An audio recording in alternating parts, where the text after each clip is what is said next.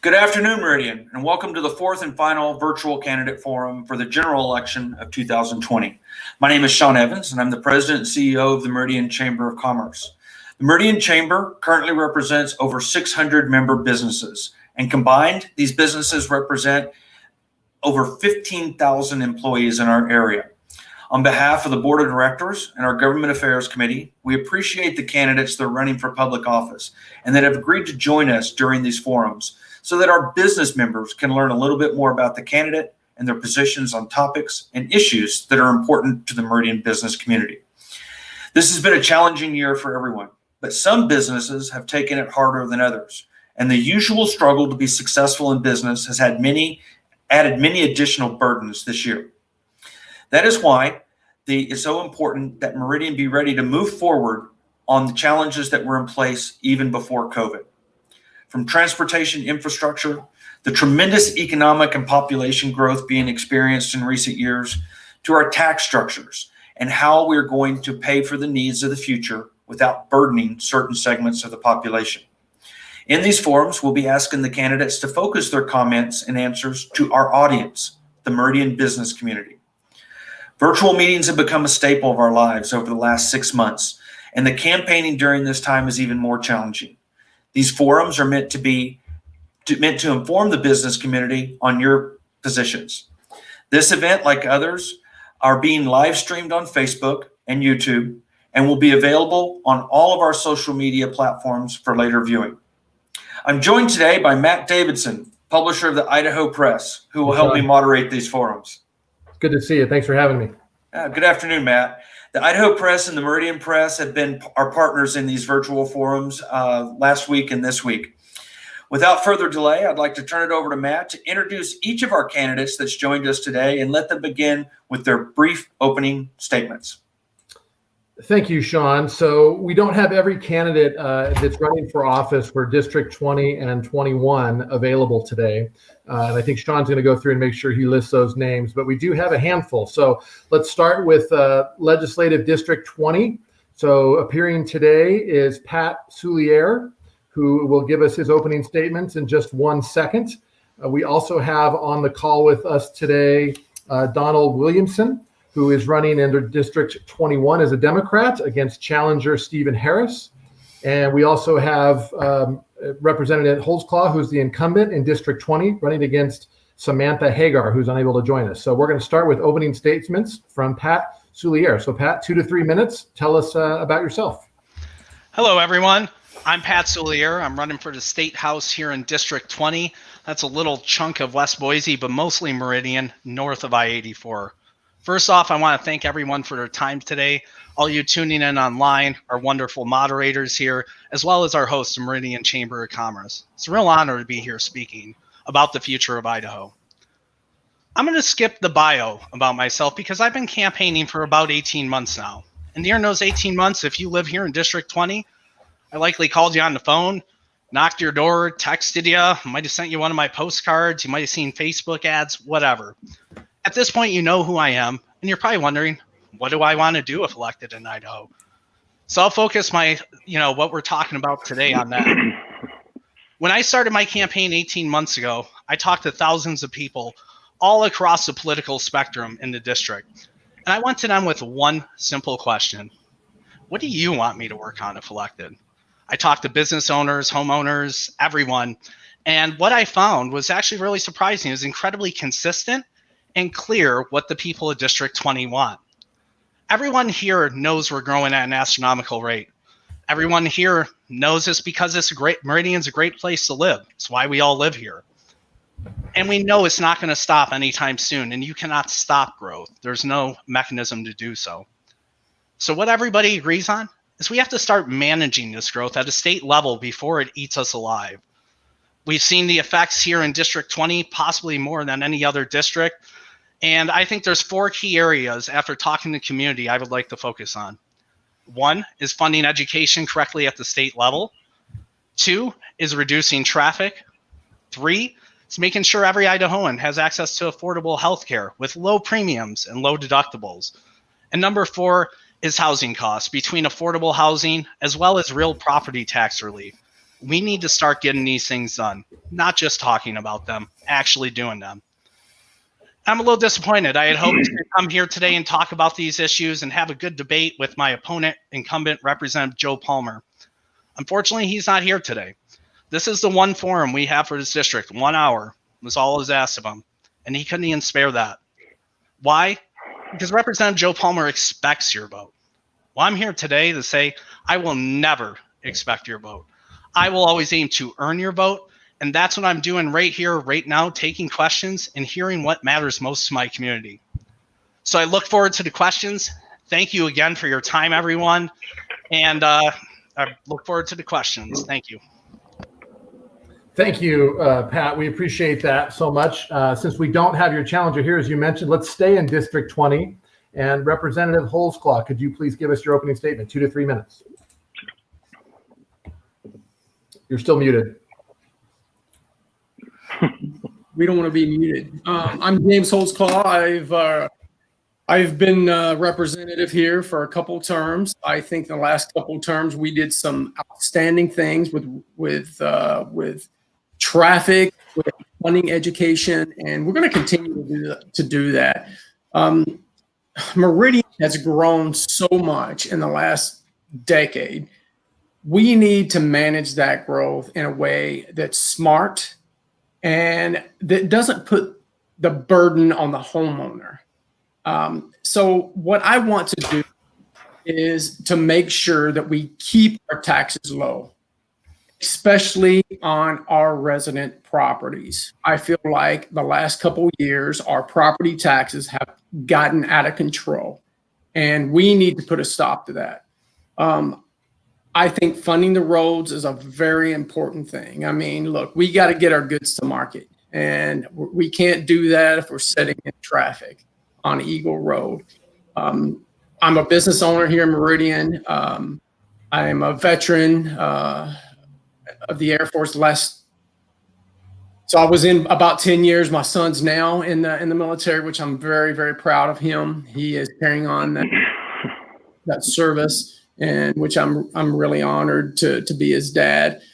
I think that it's important for us to have an open dialogue and an open conversation relating to all the issues that's important to this district and the state of Idaho. So I look forward to your questions and the conversation. And I just want to tell you how much I appreciate you guys having me here today. You're muted now, Matt. It's going to be a contest. Can we keep from being unmuted? Yeah. My apologies. So we're going to move on to our only candidate who was able to join us today for District 21, who's the Democrat running against Stephen Harris. Donald Williamson, 2 to 3 minutes.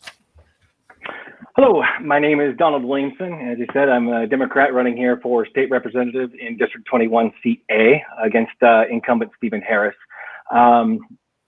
My wife and I, my wife's a fifth generation Idahoan, and she moved our family here back in 2012 to be closer to her family.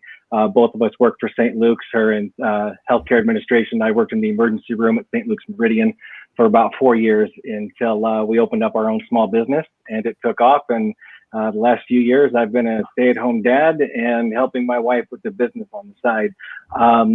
Decided a couple of years ago to run for office when the legislature was trying to pass House Bill 1159 to restrict the voter initiative process. And when I was out door knocking for Reclaim Idaho at the time, and that issue happened to come up with not only Democrats, but Republicans, Libertarians, everybody across the political spectrum.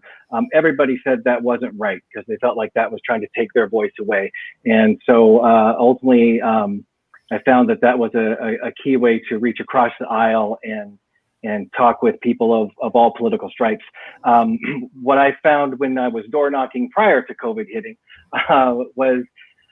was a lot of consistency, a lot like Patrick. A lot of people have the same frustrations, regardless of political party. We're exploding with growth, and our infrastructure is sorely lacking. It seems like a lot of our building is reactive to the growth as opposed to being proactive and projecting for that, so we're better prepared when it actually happens. They're tired of the legislature constantly talking about fixing things that matter to us, but spending the majority of their time bickering about party issues and divisive social issues that really aren't at the top of the hot button for most people. We want our property taxes lowered. We want to see infrastructure fixed. We want to see education properly funded. We want to see healthcare being accessible to everybody and affordable. So that's what I'm running for. I want to actually give the people of 21 better representation, and hopefully I can earn your vote. Thank you. Appreciate it. Sean, back to you for questions. Excellent. Well, thank you. Thank you all again for participating in our candidate forums. The Meridian Chamber of Commerce shared with you some of the topics that were very important to the business community. And we're going to begin with one that transportation. Transportation is definitely a very, very hot topic. It's crucial to Idaho's economy, and any further delays in our transportation challenges will only strangle Idaho's economic vitality, but will result in passing the problem to the future generations. A recent survey conducted by the city of Meridian of the citizens has roads, traffic, and transportation as one of its highest concerns.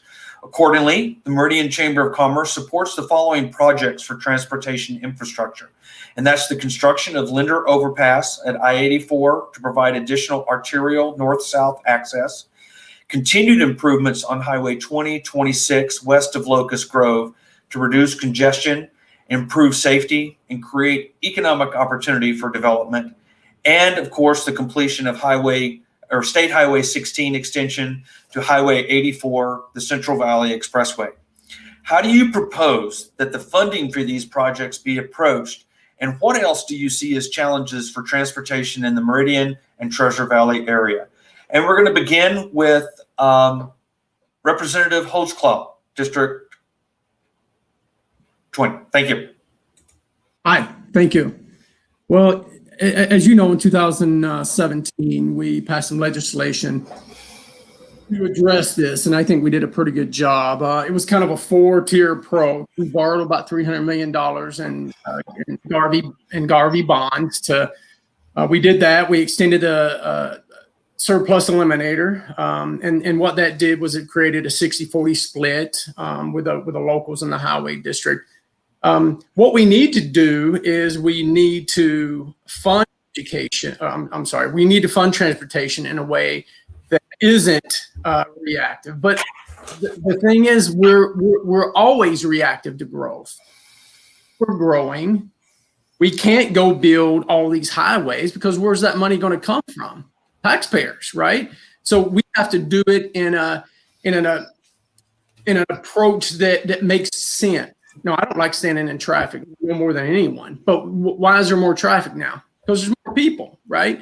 So in 2012, they did increase the funding for gasoline, and that in itself isn't going to. It's just not going to be enough.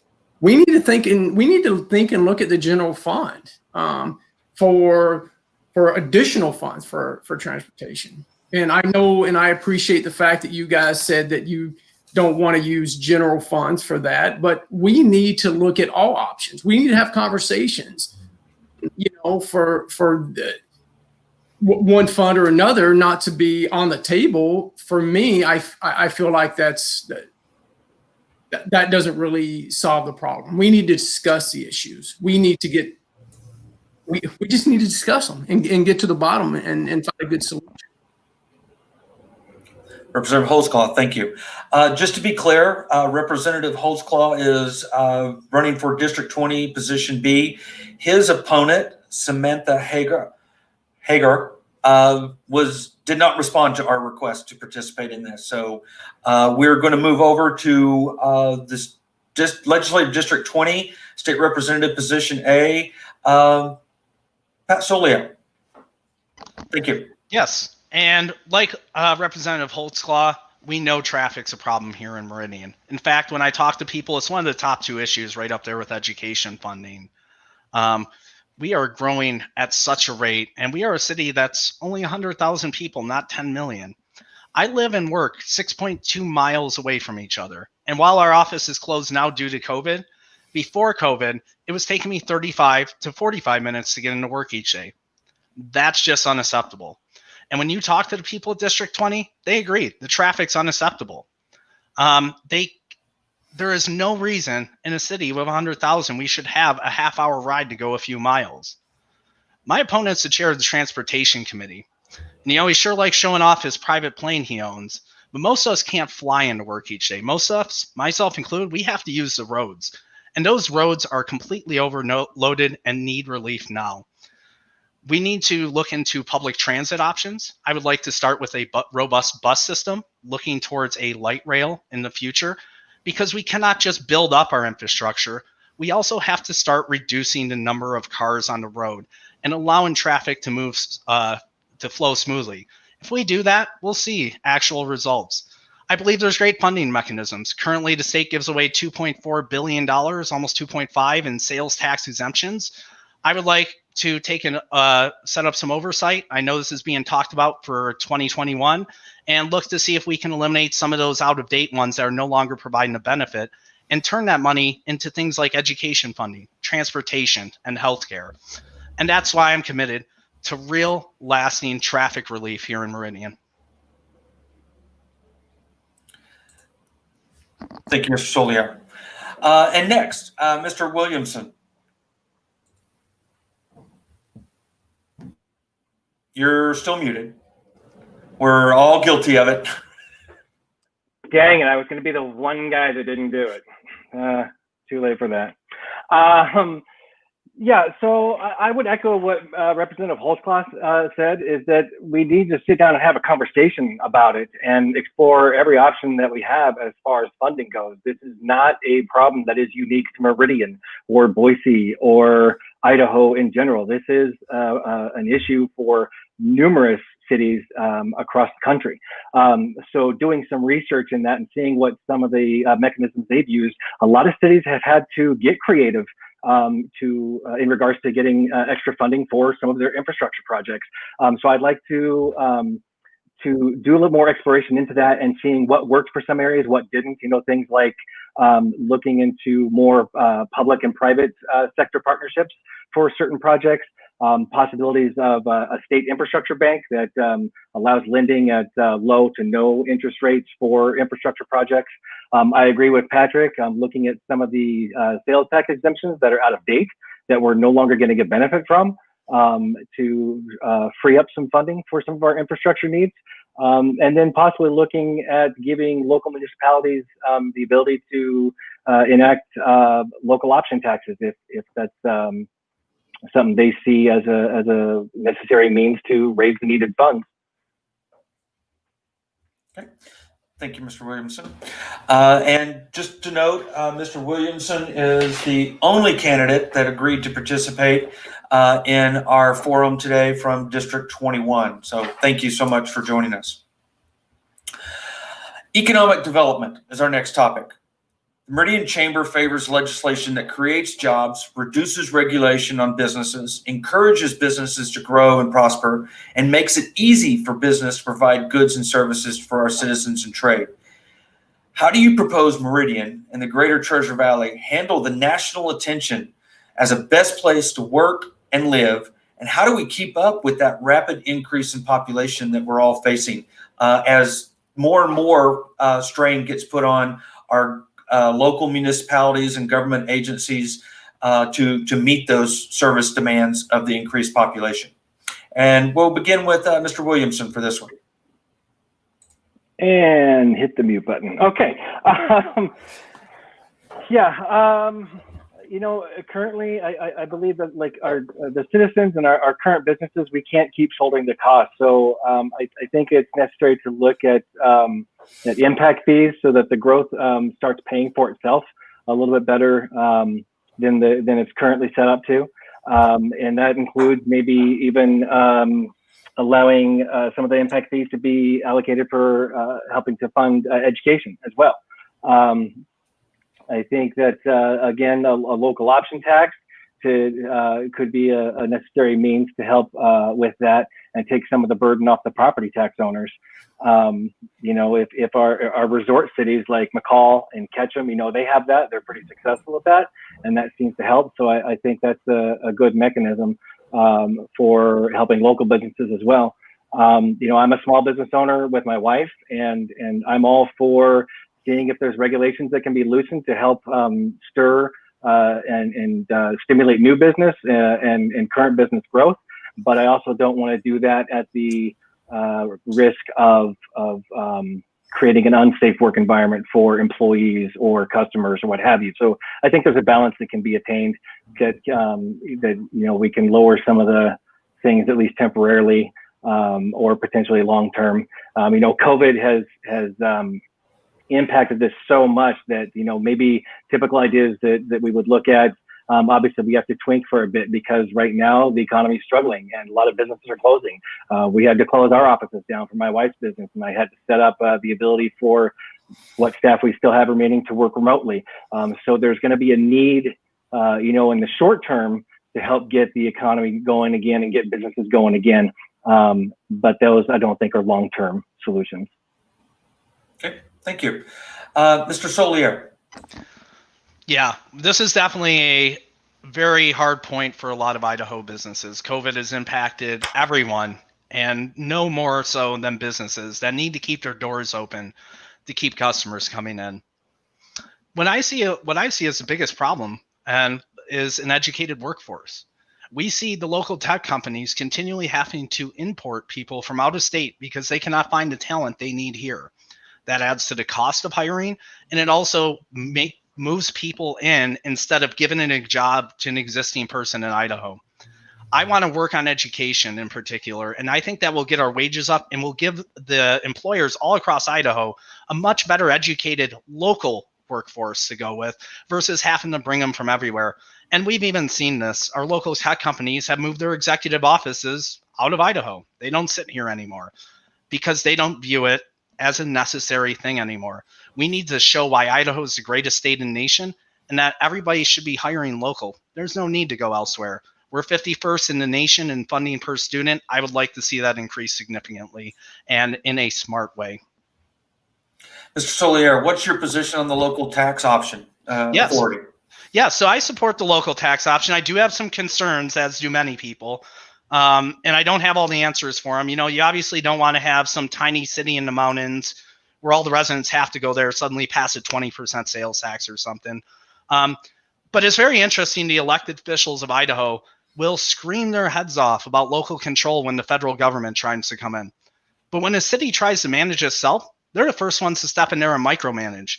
I don't think our elected officials know each city as well as the mayors and the city council members, and I trust them to make the right decisions for their city. Thank you.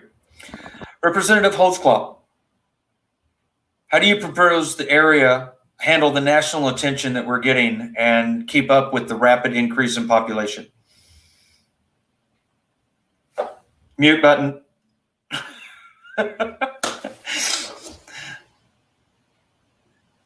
So I've been a real estate broker here for 20 years. And the amount of people that are coming in is just amazing. And they're coming in here because Idaho's great. The word's out. Great place to run a business, to have a family, to raise kids. I would love to keep Idaho the way it is now going forward.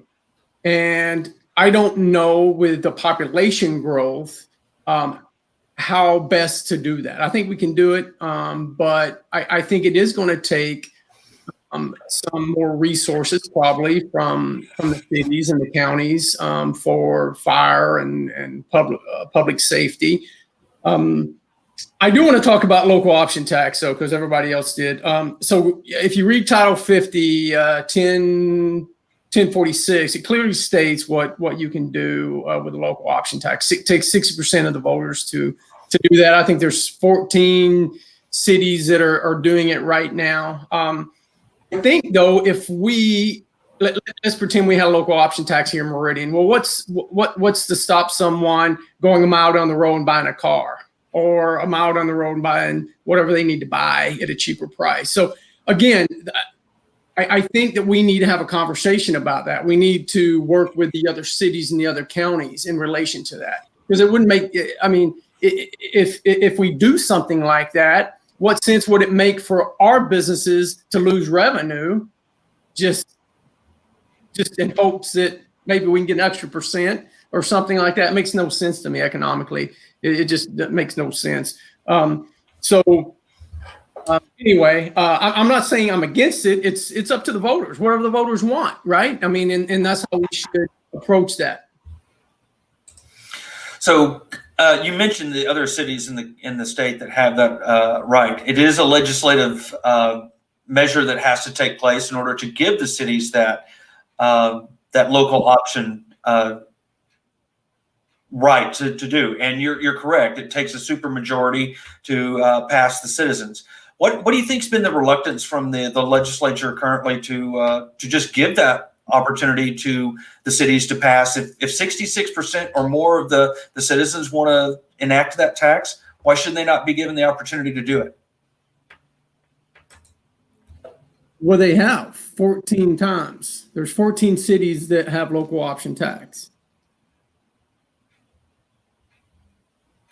Okay, is it currently available for any city to institute that or ask for that to be on a ballot? I believe it is. I believe it is. I mean, if you read Title 50, Chapter 1046, I believe it is. Okay, I will have to go back and read that myself. So thank you.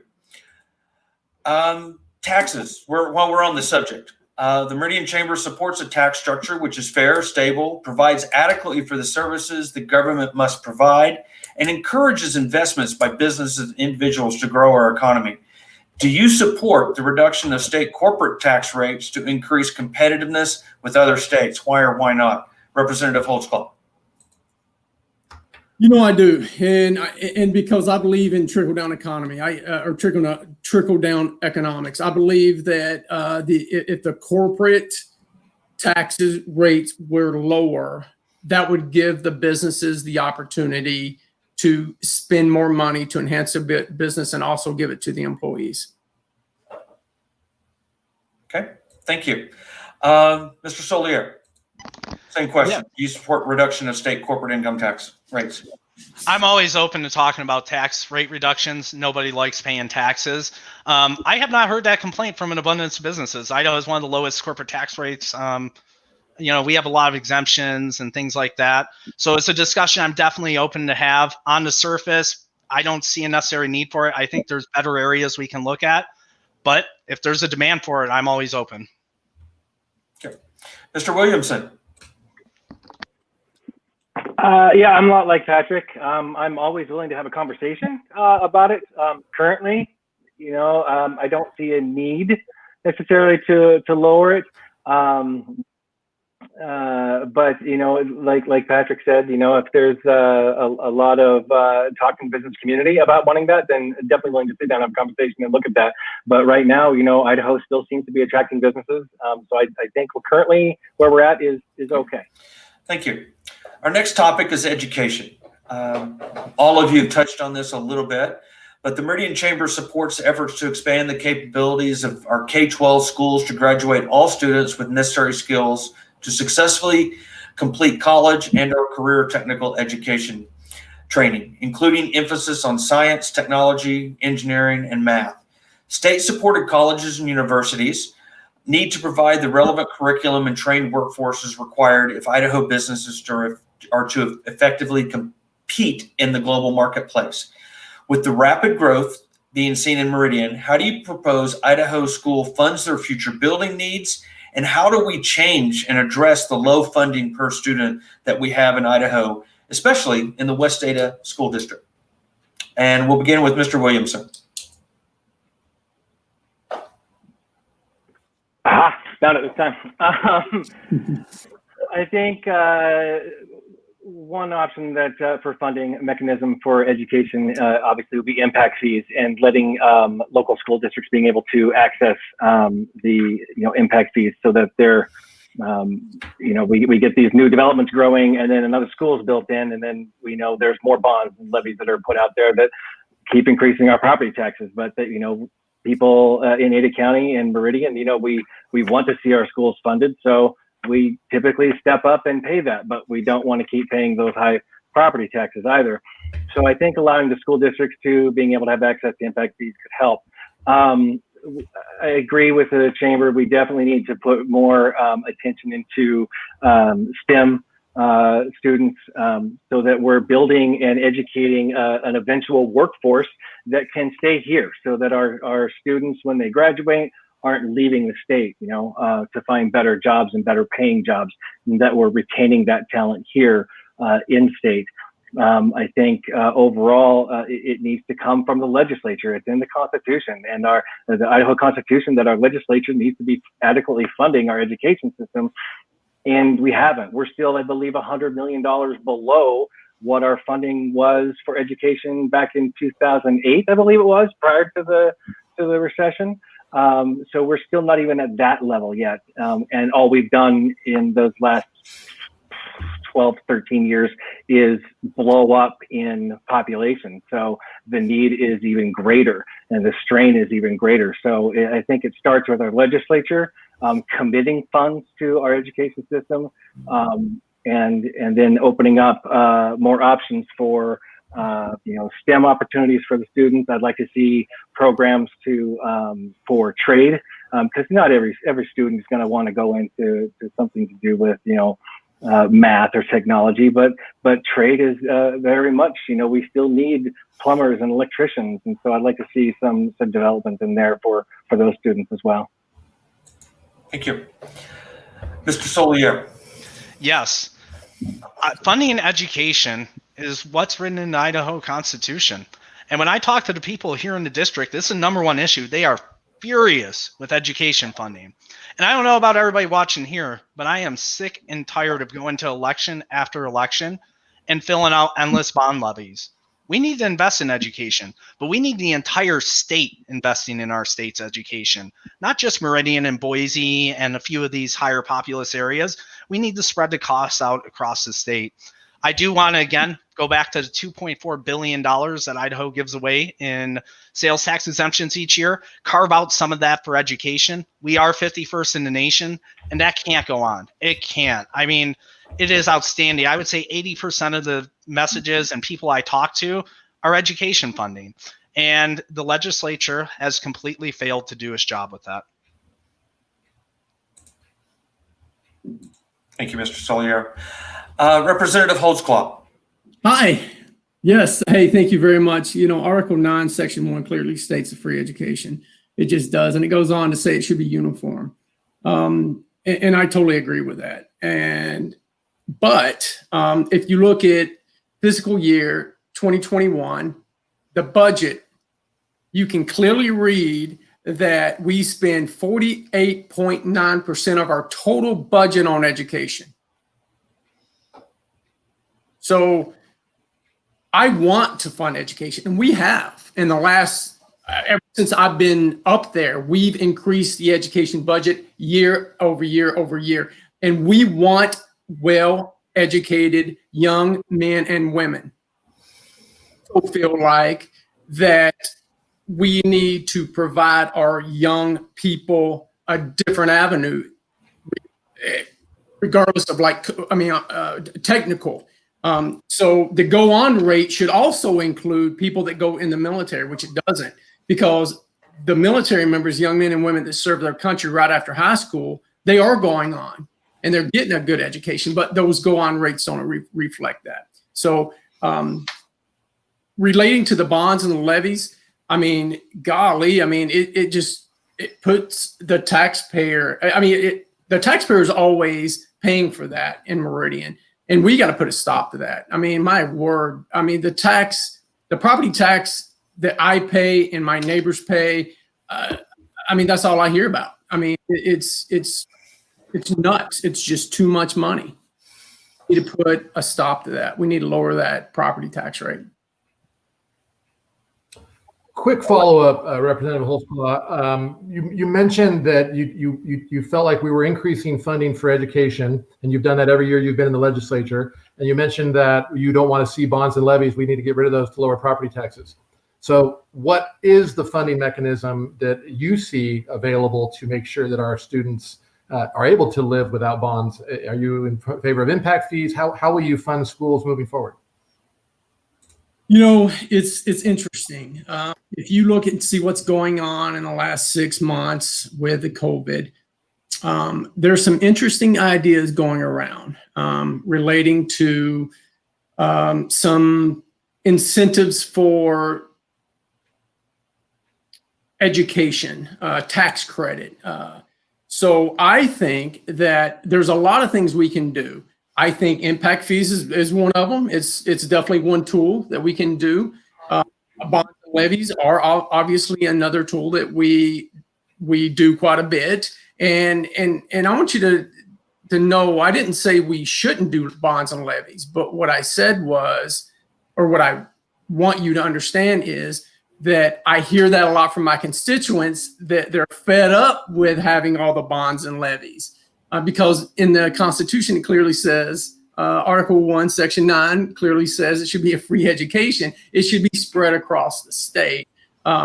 So where we thread that needle, I don't know. That's a huge conversation, and we definitely need to have it, this ongoing conversation, which will continue long after I'm out of the legislature, I'm sure, of how we're going to fund education.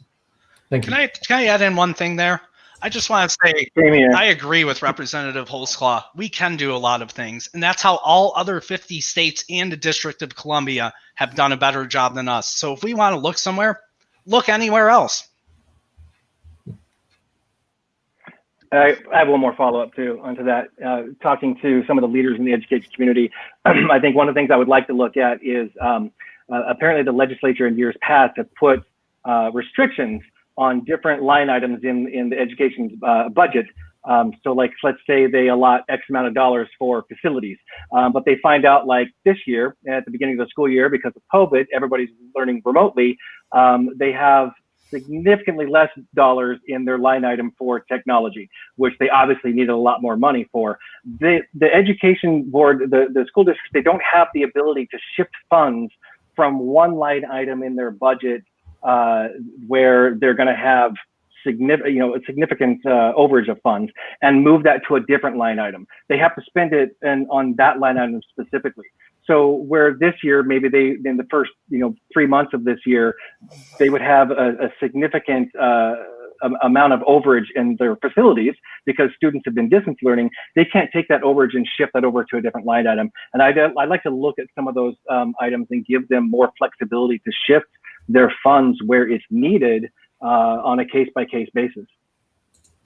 So Sean, real quick, I'd like to just go through the group and clarify the point related to impact fees for schools. West Ada in particular has an incredible need to fund construction for a number of schools. In fact, right outside my window here, I can almost see the new high school going up on Ustick Road.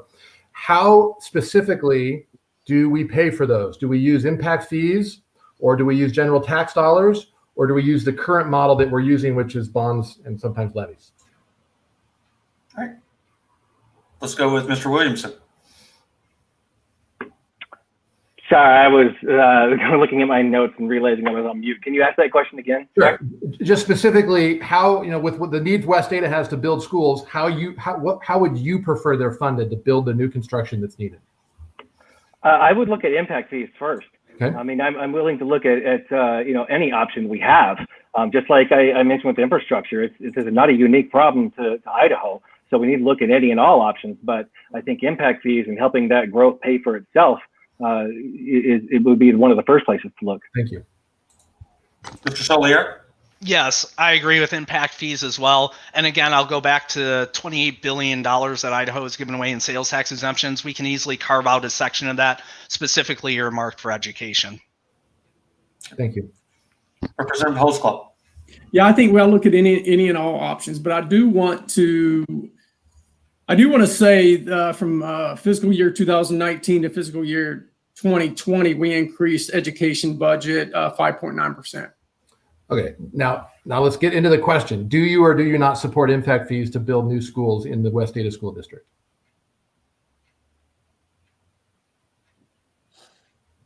I would have to see, probably, but I would probably have to see how that's going to work.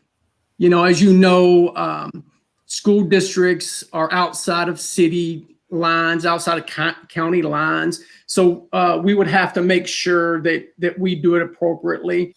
Okay, let me make it as easy as possible. The way it works for other infrastructure needs like sewer and water and all that hookup is new construction is carved out a percentage of that goes to fund that. Right now in the state of Idaho, it is against our laws to use those funds for any school construction. So would you support Idaho allowing school districts to use impact fees to build new schools? Okay, so everyone asks me all the time, will you support this bill? Will you support that bill? I need to see what it looks like on paper before I say yes. Okay, all right. So you won't answer the question. That's fine. Is that fair? It's not an answer, but it's a fair response. I would prefer. You know what I'm saying? I mean, I need to know what you're talking about. I just can't have a. So okay, I'll make it even easier. A hookup fee for a sewer line in a new subdivision, let's say $500 for each home when it's first sold goes to that hookup fee. Would you support a model like that where every new home, a certain dollar amount that is determined by basically the need in the community to fund the school, that school district can charge that fund for that new construction? I probably would, yes. Okay, thank you. All right. Thank you. Local government is our next topic. Meridian Chamber supports the measures that enhance the amenities of our community to make Meridian a great place to live, work, and raise families. What is your position on the ability of communities and local cities to utilize urban renewal and/or auditorium districts to fund local projects? Let's go with Mr. Williamson first. Yeah, I would be open and in favor of that. I believe, you know, obviously I would need to see, you know, what the final projection, you know, bill or would be.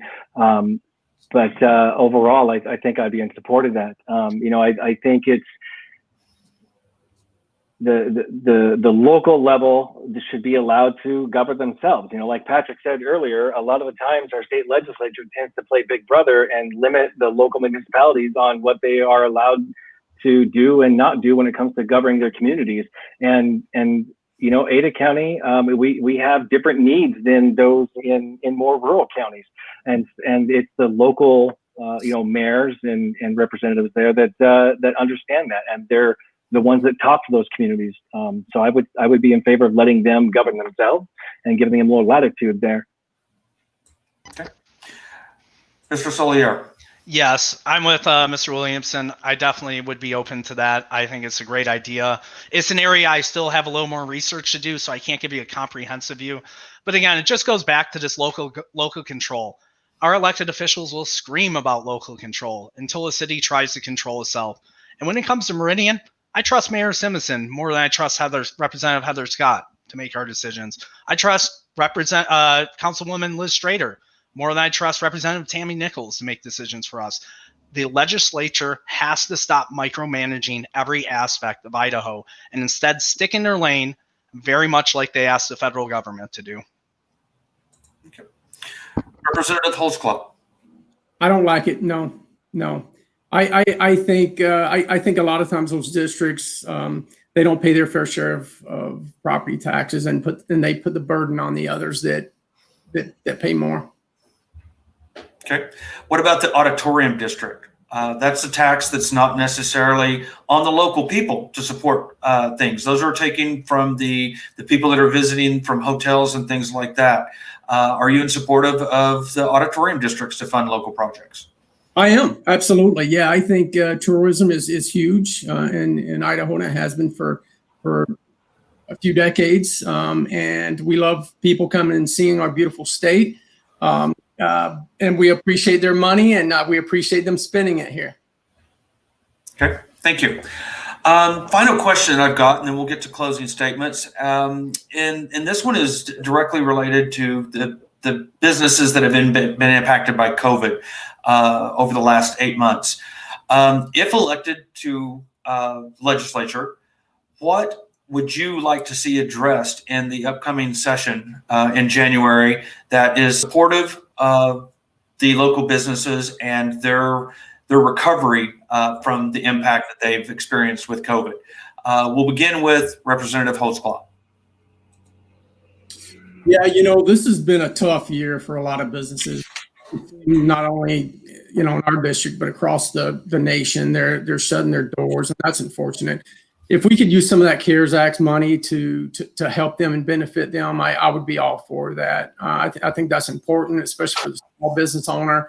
God, it's just been a tough year for a lot of owners I know, and we all want to get back to work, and we all want to get things back normal as quick as possible, but we got to do it in a safe way. So again, to use some CARES Act money and help the small business owners out. Thank you. Mr. Solier.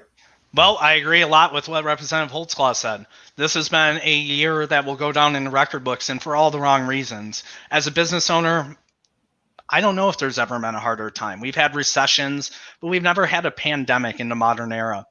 So we need to make sure we make our business owners whole. I particularly like the idea of looking at the CARES money, but we also need to actually ask the question, what do we need to do to make the business owners whole? As far as I know, there's no answer to that right now. And it's complex, and it probably needs a task force or someone studying it to figure it out. But we need to do the right thing to make sure local small businesses can continue to thrive in Idaho. Thank you. Mr. Williamson, if elected, how would you see the legislature supporting small businesses? Echoing what the previous candidate said, obviously looking into any and all federal funds that are available to kind of help, support small businesses. Like I said, my wife's small business, we're one of those victims. We had to shut down our offices, which was a hard pill for my wife to swallow. We're fortunately able to set up and be able to work remotely, and so our staff can. But the hours are reduced, so we're just kind of plodding along and taking it one step at a time. And my heart yearns for all those businesses out there that aren't able to do that, and their staff, So I think looking at the CARES Act and like I said, any other federal funds we can get to kind of help with that, and then ultimately getting a message coming from the legislature and having our leaders lead more uniformly about doing the things that will help us get to where we want to be, which is open as much as we can be and still being safe, which is, promoting mask wearing and not making it this divisive issue. It's not a political issue. The social distancing, the washing our hands, those are all great. Any one of those things in and of themselves is not enough to prevent someone from contracting the virus or giving it to somebody else. But it's all of those things combined that help to greatly improve our chances of not contracting the virus and not spreading it to other people and keeping it somewhat under control. And if we do those things as a community and look out for protecting our community members, then that can actually help us get back to some semblance of normalcy as best we can. And I'd like to see the legislature take a leadership role in that respect. Thank you. Now we'll give you an opportunity to kind of make a statement to the voters of District 20 and 21 of why they should elect you to the legislature this year. And we'll begin with Representative James Holtzclaw. Thank you. It's been an honor to represent District 20. Golly, what a humbling experience. It's one of the best things I've ever done. And I would really appreciate your vote. It means the world to me. But can I say this? Can I reach out to everyone in Idaho and just say that let's don't be so divisive. Can't we have a conversation? I don't care if you're a Democrat, independent, somewhere in between. Whatever happened to us sitting down and talking and coming to a conclusion, doing it the Idaho way, not so divisive. Just because you feel one way and I feel the other, that doesn't mean we're enemies. It just means that we think of different things different ways. Let's get together, because I know we can. Idaho. I mean, let's do it. I implore you, no matter who you vote for or what your political thoughts are, let's love one another and let's treat each other as human beings and come together. And if I would be so honored to get your vote, if you want to vote for me, I'd really appreciate it. I'd be honored. And please let me know what I can do to help you. My email, my cell phone's on the internet. I get phone calls all the time. I'm very open and willing to discuss any issue at any time. Thank you very much. Thank you, Representative Holtzclaw, for those comments. Mr. Solier. Yes, first off, I do want to acknowledge Representative Holtzclaw being here. Thank you for attending. I think you're one of the only 4 or 5 sitting legislators that actually accepted. So I really appreciate that. I think it's important we have these discussions for the community. And I think people are ready for bipartisan solutions. And that's why I'm the only candidate in District 20 endorsed by not only Democrats, not only independents, but also Republicans as well.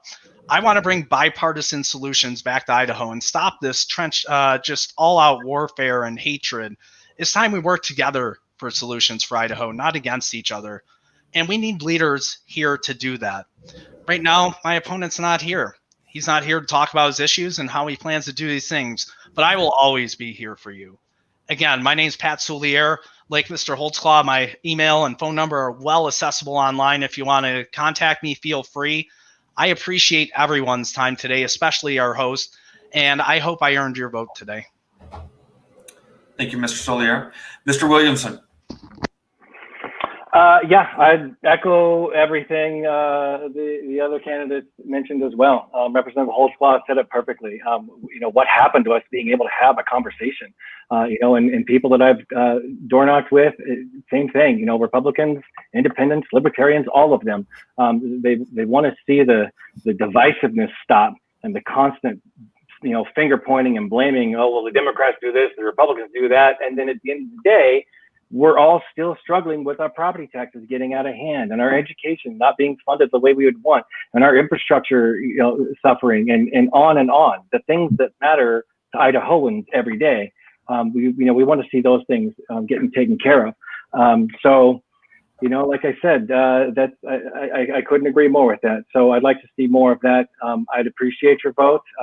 It is truly humbling. My first time doing this, seeing people that donate to my campaign. It's an incredibly humbling experience. But it makes me want to do that even more to be a representative for the people and get the people what they're looking for. Thank you to Meridian Press, Idaho Press, and the Meridian Chamber for hosting this and for all the candidates that attended today. Thank you. Matt? Thank you, Sean. I had to get that mute button. So I just wanted to thank the candidates for being here today. This was a great forum. You guys all did a wonderful job. It is disappointing. I agree that we didn't have more participation from some of our elected officials.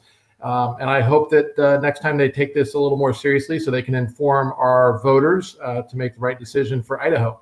So please stay tuned to the Idaho Press and the Meridian Press for more election coverage. We appreciate the Meridian Chamber for partnership. And yes. Thank you all for your time. Thank you all. Appreciate you participating.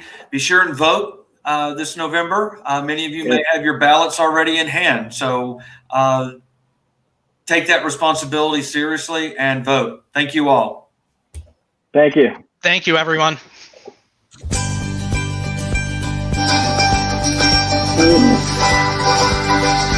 Easy. I think I'll do that.